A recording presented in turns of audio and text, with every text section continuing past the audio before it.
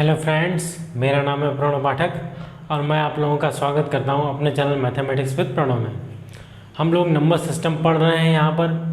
अब number system से कुछ जो कॉन्सेप्ट्स हमने क्लियर कर लिए थे वो क्लियर हैं। उम्मीद करता हूँ कि आप सबको भी वो सब समझ में आया होगा। अब आज हम लोग आगे चलेंगे। आज हम कुछ अच्छे सवाल भी करेंगे जो कॉम्पिटिशन्स में आपके पूछे गए हैं, और जो कंसेप्ट हमारे अभी क्लियर नहीं हो पाए, जो कुछ रह गए हैं, वो सवालों से आपके क्लियर हो जाएंगे। तो आइए चलते हैं हम लोग बिना टाइम वेस्ट किए हुए अगले अपने क्वेश्चंस पर। पहला क्वेश्चन है, द फर्स्ट क्वेश्चन इज, ध्यान से समझिएगा। अब चूंकि हम कंपटीशन लेवल के क्वेश्चन पर आ चुके हैं तो अब यहीं से आपका टेस्ट शुरू होता है। गिवन है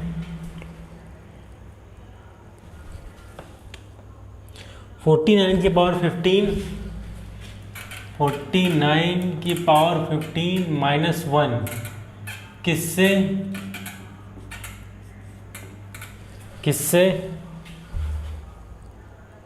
पूर्णतः विभाजित है? किस संख्या से या किससे पूर्णतः विभाजित है? एक ही बात होती, पूर्णतया विभाजित है।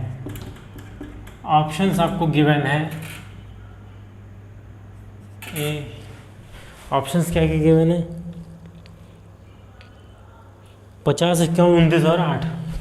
50, 51, 29, सॉरी दैट इज 39, 29 एंड 8। आपको ज्ञात करना है कि ये जो आपका एक्सप्रेशन आपको गिवन है, ये इन चारों नंबर्स में से किसमें आपका जो है विभाजित होगा। ये क्वेश्चन आपका एसएससी में पूछा हुआ है। 90s की बात है, 1999 के आसपास आया हुआ क्वेश्चन है। आइए देखते हैं। 49 की पावर 15 माइनस 1, हम अपने एक्सप्रेशन को देखते हैं क्या करें। अब इसमें किससे विभाजित है? हम 49 को लिख सकते हैं 48 प्लस 1 की पावर 15 माइनस 1, ये लिख सकते हैं। अब इसमें हम x की पावर n माइनस a की पावर n का फॉर्मूला भी लगा सकते हैं, चूँकि 48 प्लस 1 की पावर 15 माइनस 1 की पावर 15 भी हम लिख सकते हैं। अब अगर इसको हम डिवाइड करें 48 से तो ये नंबर हमारा 48 से पूरा भाग चला जाएगा, क्योंकि यहाँ प्लस है और यहाँ एक माइनस है, एक माइनस कर देगा आपको। कॉन्सेप्ट ये होता है कि अगर x की पावर n माइनस a की पावर n है तो ये हमेशा x माइनस a से डिविजिबल होगा। यहाँ पे x की पावर n क्या है? 48 प्लस 1 की पावर 15, x की पावर n की जगह पर हम मान सकते हैं, और माइनस a की पावर n की जगह पे हम माइनस 1 की पावर 15 मान सकते हैं, जो कि डिविजिबल होगा x माइनस a से। यानी कि x क्या गिवन है आपको? 48 प्लस 1, और a क्या है? माइनस 1। तो ये माइनस माइनस एक दूसरे को कैंसिल हो जाएंगे, कर देंगे, ये हो जाएगा 48। यानी कि ये नंबर आपका 48 से डिविजिबल है। लेकिन अब अगर आप अपने ऑप्शंस में जाइए तो किसी भी ऑप्शन में 48 नहीं दिया हुआ है, तो हम 48 को भी फैक्टराइज कर लेते हैं। 48 को हम लिख सकते हैं क्या? 48 को हम लिख सकते हैं 8 गुणे 6, 8 6 48, यानी 48 आपका 8 से डिवाइड हो जाएगा, 8 से पूर्णतः विभाजित हो जाएगा। तो यानी कि ऑप्शन में देखिए 8 कहाँ दिया हुआ है? ऑप्शन डी में 8 दिया हुआ है, तो ये आपका करेक्ट आंसर हो जाएगा। यानी कि ये नंबर आपका जो पूरा दिया हुआ है, गिवन है हमें, ये किससे डिविजिबल हो जाएगा? 8 से। बात समझ में आई? बहुत आसान सवाल है, अच्छा सवाल है। क्वेश्चन ये आपका एसएससी में पूछा हुआ है, कंसेप्चुअल है। कंसेप्ट यही है इसका कि अगर इस तरह से आपको ये थोड़ा सा डराने वाला सवाल है, लेकिन आप डरिए नहीं, चीज़ें बहुत आसान होती हैं। ये इसको x की पावर n मान लीजिए, इसको y की पावर n मान लीजिए। n इवन हो या ऑड हो, जब भी इवन या ऑड जो भी होगा वो हमेशा x माइनस a से डिविजिबल होगा। इसको आप कंसेप्ट में डाल लीजिए, अपने नोट्स में डाल लीजिए। ओके, हम आगे चलते हैं। सुना है मैंने सुना है तूने यही कहते हैं ज़माने वाले, शरारत की नहीं जाती शरारत हो जाती है ओ मेरे यार मेरे यार। उम्मीद करता हूँ क्वेश्चन आपको समझ में आया होगा। अब अगला क्वेश्चन हम देखते हैं। इफ नहीं संख्या जस्ट अ मिनट गिवन है, यदि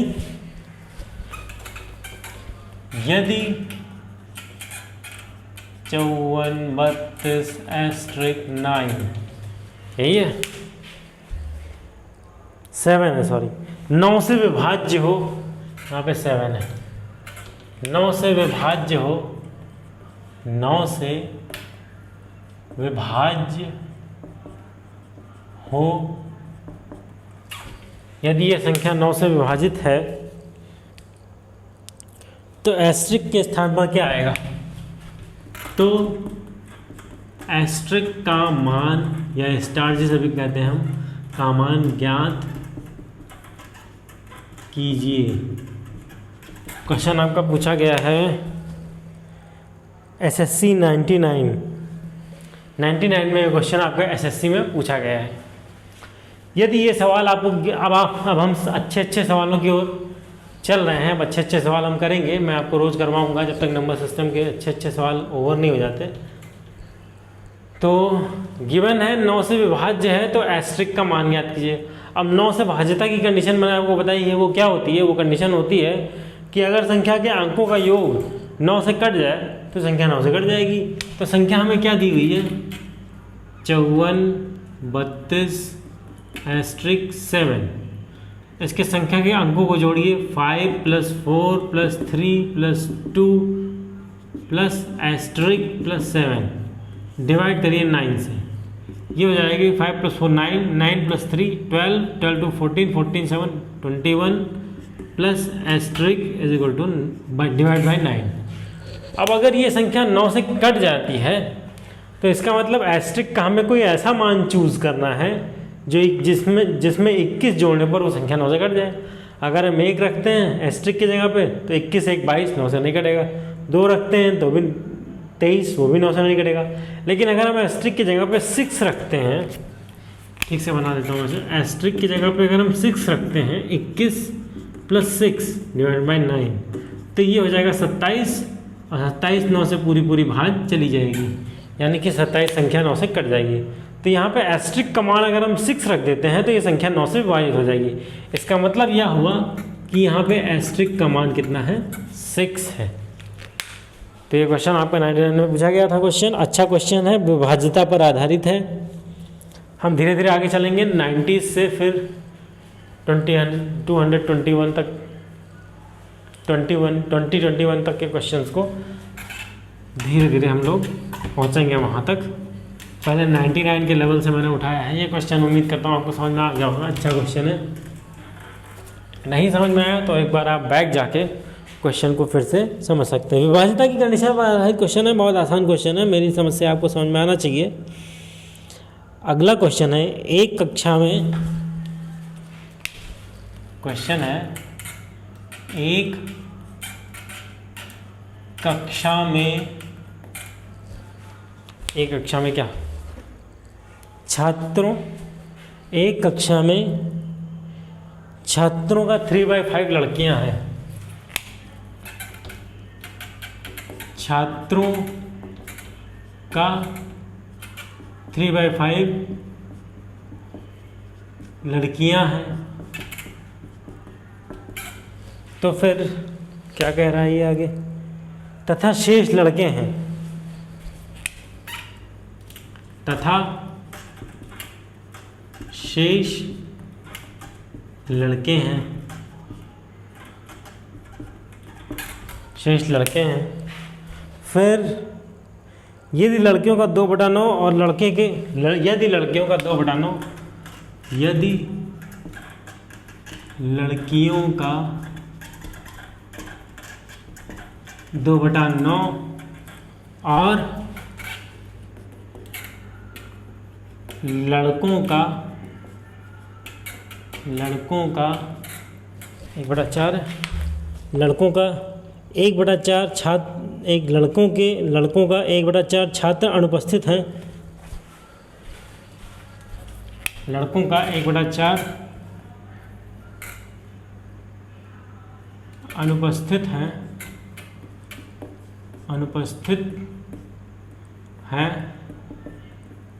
तो उपस्थित छात्रों की संख्या ज्ञात कीजिए। तो उपस्थित विद्यार्थियों की संख्या का कितना भाग उपस्थित है या उपस्थित छात्रों की संख्या कितनी है वो ज्ञात करनी है। क्वेश्चन आपको गिवन है, just a minute, let me check everything is okay और नॉट। या एवरीथिंग इज ओके, हम प्रोसीड कर सकते हैं फर्दर। एक कक्षा में छात्रों का 3/5 लड़कियां हैं, शेष लड़के हैं। यदि लड़कियों का 2/9 और लड़कों का 1/4 अनुपस्थित है तो उपस्थित छात्रों की संख्या ज्ञात कीजिए। एक कक्षा में, मान लीजिए कक्षा में छात्रों की कुल संख्या है x। मान लिया मैंने कि कक्षा में छात्रों की कुल संख्या है x, तो लड़कियों की संख्या कितनी हो जाएगी, 3/5 दिया हुआ है, तो 3/5 मल्टीप्लाइड बाई x, तो 3/5x लड़कियों की संख्या हो जाएगी। 3/5 को x में हम मल्टीप्लाई करते हैं तो 3/5 लड़कियों की संख्या हो जाएगी। अब लड़कों की संख्या निकालने के लिए x में से कुल संख्या में से लड़कियों की संख्या घटा दीजिए, यानी x कुल संख्या है जिसमें से 3/5 लड़कियों की संख्या वो हम घटा दे रहे हैं। तो ये 5 - 3/5 into x, that is 2/5 into x, यानी लड़कों की संख्या 2/5x है।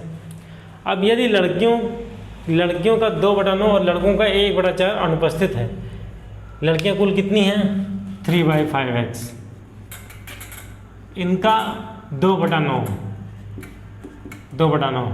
यहाँ से कटा 2/2x/15, ये अनुपस्थित हैं।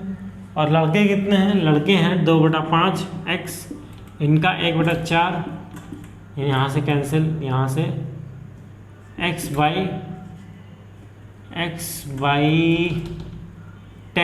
अनुपस्थित है। दोनों को जोड़ लीजिए तो आएगा आपका 2x/15 प्लस x/10। अब यहाँ पे लघुत्तम लेने पे आपका आएगा 30 और ऊपर आ जाएगा, यहाँ पे आ जाएगा 4x plus 3x, that is 7x/30, यानी कि कुल संख्या का 7/30 भाग अनुपस्थित है।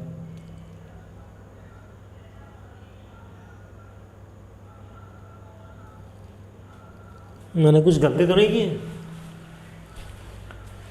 छात्रों का 3/5 लड़कियां हैं,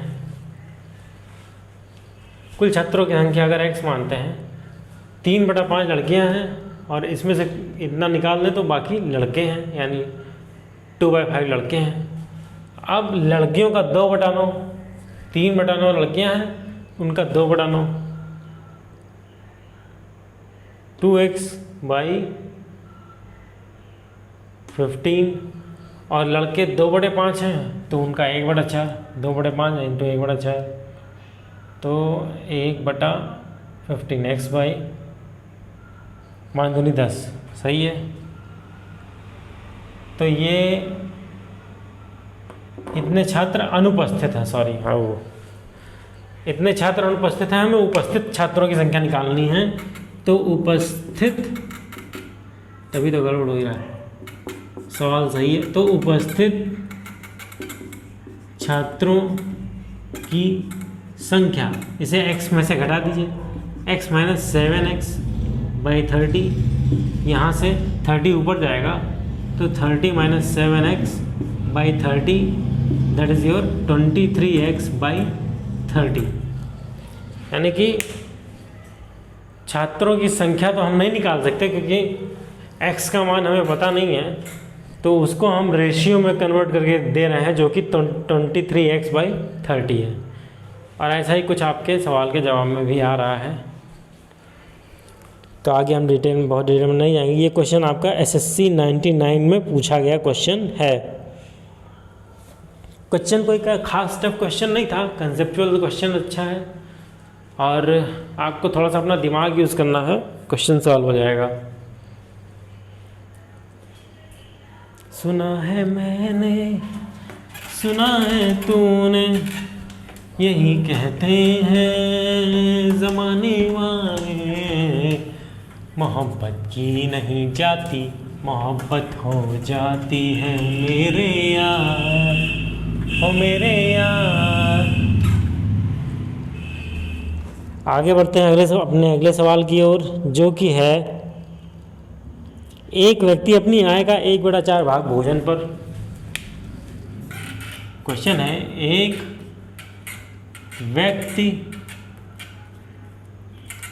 व्यक्ति अपनी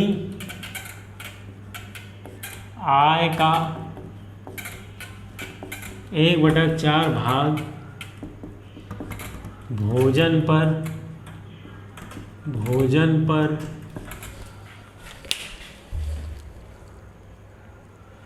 2/3 भाग मकान के किराए पर, 2/3 भाग मकान के किराए पर क्या करता है, खर्च करता है, तथा शेष आय जो कि 630 है, तथा शेष आय जो कि 630 रुपये है, 630 रुपये है, क्या करता है, अन्य सामान पर खर्च करता है। तो मकान का किराया ज्ञात करो। अन्य सामान पर खर्च करता है तो मकान का किराया ज्ञात करो। अब ये क्वेश्चन आपका पूछा गया है। ये क्वेश्चन भी आपका 99 में पूछा गया है, CGL में, कंबाइंड ग्रेजुएट लेवल में। एक व्यक्ति अपनी आय का 1/4 भाग भोजन पर, 2/3 भाग मकान के किराए पर तथा शेष आय जो कि 630 रुपये है अन्य सामान पर खर्च करता है। तो मकान का किराया ज्ञात करो। मान लेते हैं व्यक्ति की कुल आय x है, कुल आय x, तो x का 1/4 भोजन पर, भोजन x/4, फिर मकान का किराया यानी कि किराया 2/3 भाग 2/3x, शेष भाग हम निकालते हैं कितना है। शेष भाग निकालने के लिए इन दोनों को जोड़ के x में से घटा दीजिए, x - x/4 -2/3x, x में से अब इन दोनों में जब हम लघुत्तम लेंगे तो क्या होगा, 3x - 8x/12 4 3 या I am correct. x -5x/12 यहाँ से मिल जाएगा x + 5x/12 और यहाँ से इसको जोड़ने पर मिल जाएगा 17x/12। या तुम शेष भाग जो है वो इतना है जो कि 630 है, हमें गिवन है। तो 17x/12 इज इक्वल टू 630। कुछ मिस्टेक तो नहीं हो रही है? x/4 12 3x या यहाँ पे प्लस हो जाएगा। वही मैं सोच रहा था, कुछ मिस्टेक ज़रूर हो रही है। सुना है मैंने, सुना है तूने, ये हो जाएगा x माइनस 11x/12 और यहाँ से 12x माइनस 11x/12, ये हो जाएगा आपका 1/x, जो कि 630 है। यानी कि 1/x इज इक्वल टू 630 रुपये। ऐसा भी नहीं होना चाहिए। What mistake I am doing. 2/3 भाग मकान के किराए पर तथा शेष भाग जो है वो x में से घटाने पर निकलेगा। 11x minus 12 1/x, sorry x/12, my mistake, x/12। तो x/12 आपका मकान का किराया है, सॉरी शेष आय है। तो x इक्वल टू 630 गुणे 12, गुणा करते हैं, साइड में कर लेते हैं, 630 12 0 0 0 0 3 6 0 0 3 6। ओ सॉरी, क्या बताऊँ, आज मेरा दिमाग खराब है। 0 to 6 12 0 3 6, now it is 0 6 5 7, 75 60 75 60। अब 75 60 आया उसका कुल आय, क्योंकि हमने कुल आय x मानी थी। मकान का किराया पूछ रहा है तो 75 60 का 2/3, 75 60 का 2/3, क्योंकि मकान का किराए पर वो 2/3 भाग मकान के किराए पर खर्च करता है। तो इसे सिंप्लीफाई कर लीजिए, 3 से काटिए, 25 × 75 और 15 × 60 गुणे 2। अब इसे गुणा कर लीजिए, जो जवाब आएगा वही आपका आंसर होगा।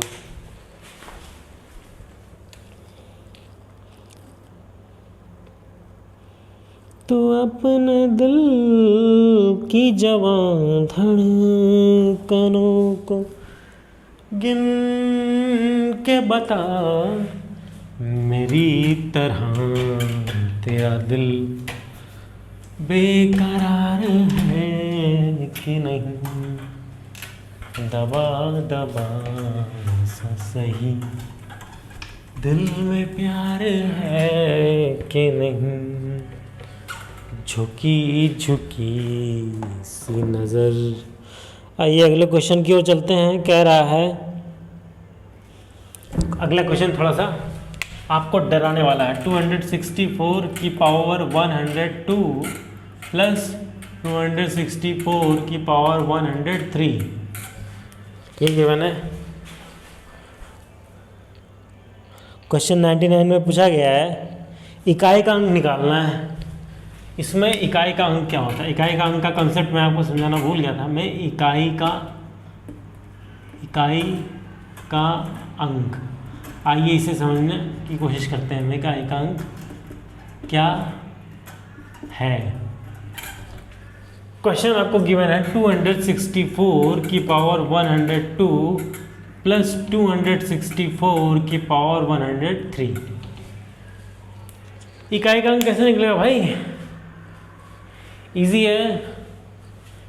4 आप इकाई का अंक जब भी निकालना हो तो जितने भी बड़े डिजिट हो आप डरिए मत, घबराइए मत, उसका इकाई का अंक देखिए। इसमें इकाई, दोनों में इकाई का अंक 4 है।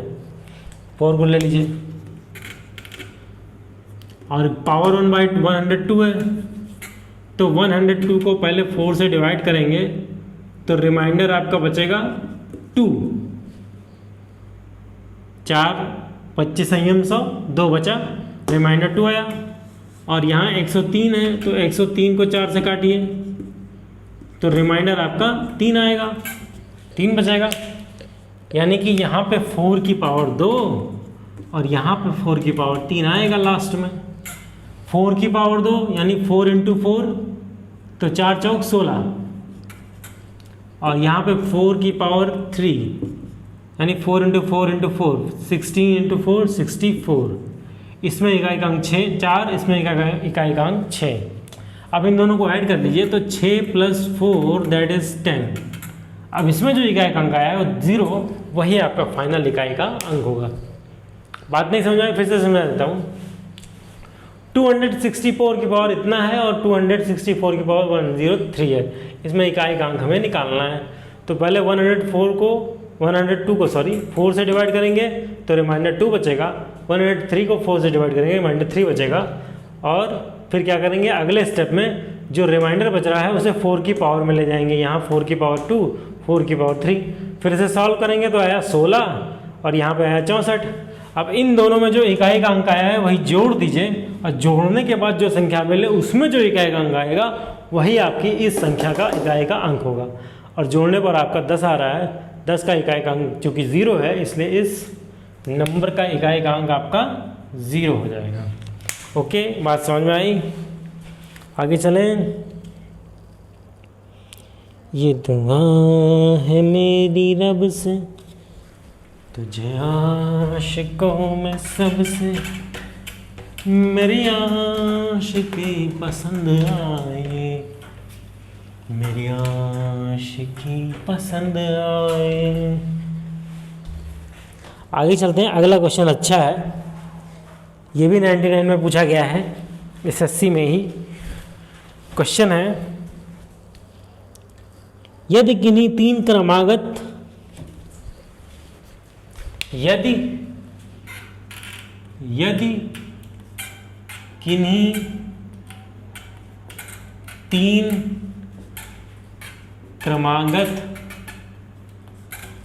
किन्हीं तीन क्रमागत विषम प्राकृत संख्याओं का योग 147 हो। विषम प्राकृत संख्याओं का योग 147 हो तो 147 हो तो बीच वाली संख्या ज्ञात करें। Let me check everything is okay और नॉट। या एवरीथिंग इज ओके। आइए देखते हैं इस क्वेश्चन को। यदि किन्हीं तीन क्रमागत विषम प्राकृत संख्याओं का योग 147 हो तो बीच वाली संख्या ज्ञात करें। आइए देखते हैं। तीन क्रमागत विषम प्राकृत संख्याएं कह रहा है। मैंने जब पहले दिन आपको नंबर सिस्टम का से इंट्रोड्यूस करवाया था तो मैंने आपको ये बताया था कि जब क्रमागत संख्याएं लेनी हो तो हम 1 ऐड करते चले जाते हैं, लेकिन अगर क्रमागत सम या विषम लेनी हो तो हम 2 ऐड करते हैं। तो अगर पहली संख्या x है तो अगली संख्या x + 2 होगी और अगली संख्या x + 4 होगी। अगर ये बात समझ में नहीं आ रही तो आप पहले लेक्चर पे जाइए, यूट्यूब पे टाइप कीजिए mathematics with Pranav number system lecture 1, वहाँ पे आपको ये समझ में आ जाएगा। अब इन तीनों का योग 147 है तो तीनों संख्याओं को जोड़ दीजिए। x + x + 2 + x + 4 = 147, ये गिवन है। x 3x 3 बार x है तो जुड़ के 3x हो जाएगा, प्लस ये 4 और 2 6 हो जाएगा, ये 147 हो जाएगा। 3x 6 को उस साइड ले जाइए तो 147 में से 6 जाएगा तो 3x = 141 हो जाएगा। अब 3 को उस साइड ले जाइए तो x = 141/3, 3 चौक 12, 3 7 21, x = आया 47, x = आया 47। तो बीच वाली संख्या 47 में 2 ऐड कर दीजिए तो बीच वाली संख्या x + 2 है जो वो है 47 में 2 ऐड करने पर that is 49। That's your answer, that is your answer. Question easy था, SSC में पूछा हुआ क्वेश्चन है। आई होप सो कि क्वेश्चन आपको समझ में आ गया होगा। इजी क्वेश्चन था, कुछ था नहीं, कंसेप्चुअल था। कंसेप्ट ये था, क्रमागत विषम सप्राकृत संख्याएं, क्रमागत विषम संख्याएं जब हम लेते हैं तो x+2 और x+4 मानते हैं, बस यही कंसेप्ट था। बाकी ये कैलकुलेशन बहुत इजी है, इस हिसाब से क्वेश्चन हो गया। आइए चलते हैं अगले क्वेश्चन की ओर। अगला क्वेश्चन क्या है हमारा, क्या कह रहा है हमसे। अगला क्वेश्चन थोड़ा अच्छा है, थोड़ा सा दिमाग लगाना पड़ेगा। दिमाग तो हर चीज़ में लगाना पड़ता है, मैथमेटिक्स की कोई भी चीज़ हो, कॉन्सेप्ट हो, सवाल हो, एल्गोरिथम हो, फार्मूला हो, कुछ भी हो, दिमाग तो हमें लगाना पड़ेगा ही। आइए देखते हैं, यदि किन्हीं तीन क्रमागत विषम प्राकृतिक संख्याएं, यदि किन्हीं तीन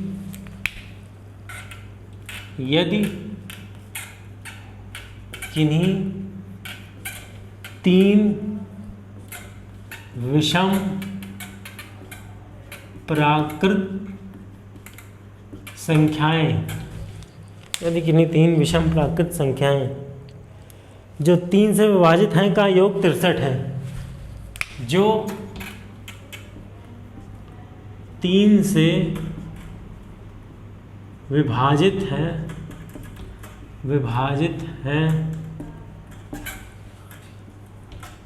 का योग 63 है,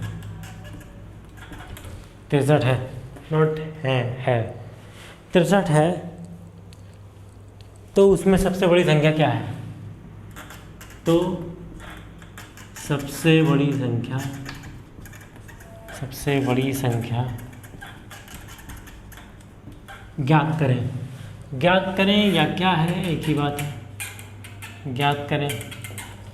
क्वेश्चन कह रहा है यदि किन्हीं तीन विषम प्राकृत संख्याएं जो 3 से विभाजित हैं, क्रमागत वाला झंझट नहीं है इसमें, दूसरा झोल है। यदि किन्हीं तीन विषम प्राकृत संख्याएं जो 3 से विभाजित हैं का योग 63 है, तो सबसे बड़ी संख्या याद करें। अब 3 विषम प्राकृत संख्या हैं लेकिन 3 से विभाजित हैं, तो कुछ संख्याएं इस तरह दिखेंगी आपको, 3x + 3 और 3x + 6, 3 संख्याएं 3 से विभाजित हैं, इसलिए हमने 3 से गुणा किया हुआ। 4 से विभाजित होती तो हम 4 से गुणा करते, 2 से विभाजित होती हम 2 से गुणा करते, 3 से विभाजित है तो 3 से गुणा करेंगे। तो 3x और अगली 3 जोड़ने पर अगली संख्या मिलेगी जो 3 से विभाजित होगी, फिर उसमें 3 जोड़ने पर अगली संख्या मिलेगी जो 3 से विभाजित होगी। अब कह रहा है इन तीनों का योग 63 है, यानी कि लेट्स आइए इक्वेशन बनाते हैं। 3x + 3x + 3 plus 3x + 6 = 63।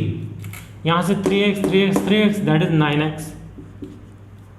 9x plus 3 + 6 that is 9 = 63।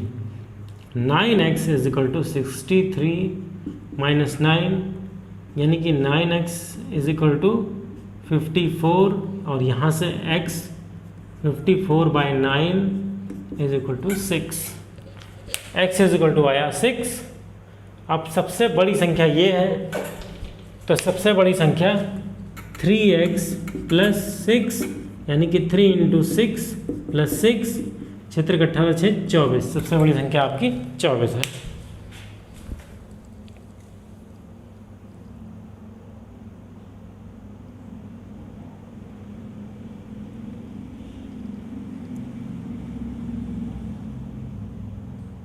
कुछ मिस्टेक हो रही है। 9x + 9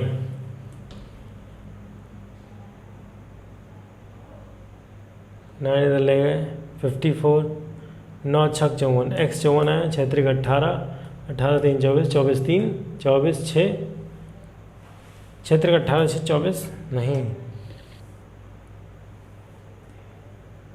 3x 18 21, यह सही है, सही है 24 + 18 that one is 42 and added 18। आप लोग देख लीजिएगा क्वेश्चन को अपनी तरह अपने आप से सॉल्व करके देख लीजिएगा। Let me check.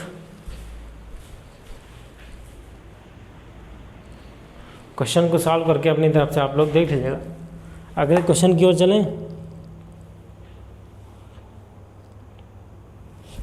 अगला क्वेश्चन बहुत अच्छा सवाल है। ये क्वेश्चन पूछा गया है आपका एसएससी में 1999 में। आइए आगे चलते हैं अगले क्वेश्चन की ओर। देखते हैं अगला क्वेश्चन हमसे क्या कह रहा है, क्या कहना चाह रहा है। अगला क्वेश्चन कह रहा है एक संख्या को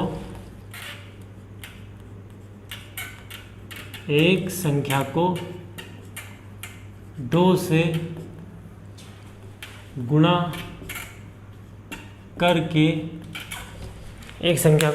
करके उसमें 9 जोड़ा जाता है। उसमें 9 जोड़ा जाता है। 9 जोड़ा जाता है तो फिर यदि परिणाम को 3 गुना कर दिया जाए, यदि परिणाम को 3 गुना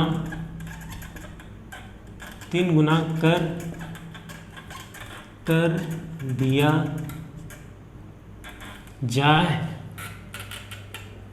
परिणाम को 3 गुना कर दिया जाए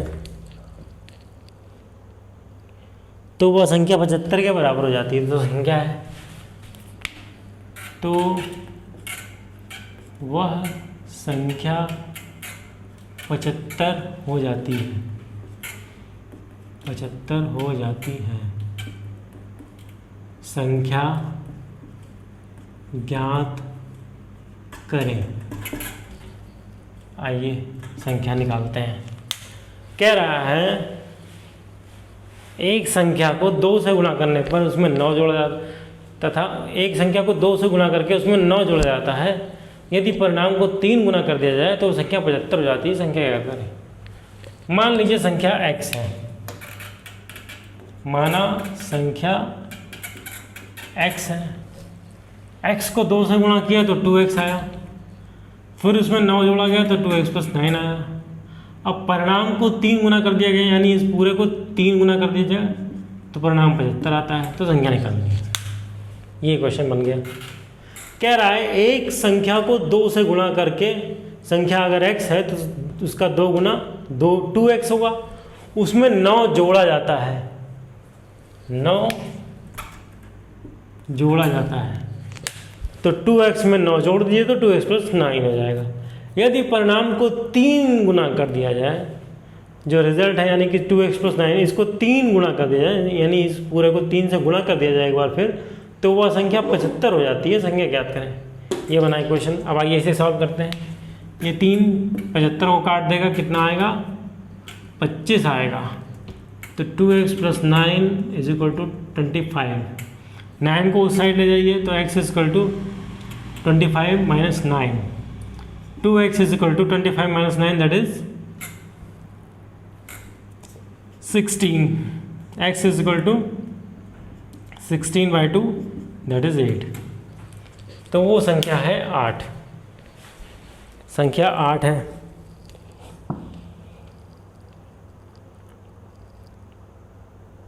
क्वेश्चन आपका इजी क्वेश्चन था। ये क्वेश्चन आपका 99 में एसएससी सीजीएल में पूछा गया है। आगे चलते हैं। आज का लास्ट क्वेश्चन करते हैं, उसके बाद क्लास को मैं रोकूंगा। अभी बहुत लंबी लंबी क्लासें हम नहीं करेंगे ताकि आप बोर ना होने पाए, इंटरेस्ट बना रहे। मगर अच्छे अच्छे सवालों को करना अब हमने शुरू कर दिया है, इसलिए अब आप मेहनत करना शुरू कर दीजिए। यदि कोई संख्या 11 और 13 दोनों से, यदि मेहनत शुरू कीजिए आप लोग। यदि कोई संख्या 11 से और 13 से 11 से और 13 से विभाज्य हो तो 11 से और 13 से विभाज्य हो तो वह अनिवार्यता विभाज्य होगी। कितने से? 4 ऑप्शन दिए हुए हैं आपको। ऑप्शन क्या दिए हुए हैं?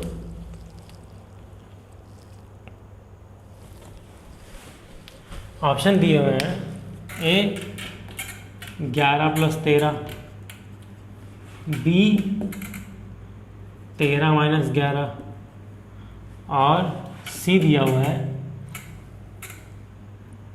11 × 13 और डी दिया हुआ है 429।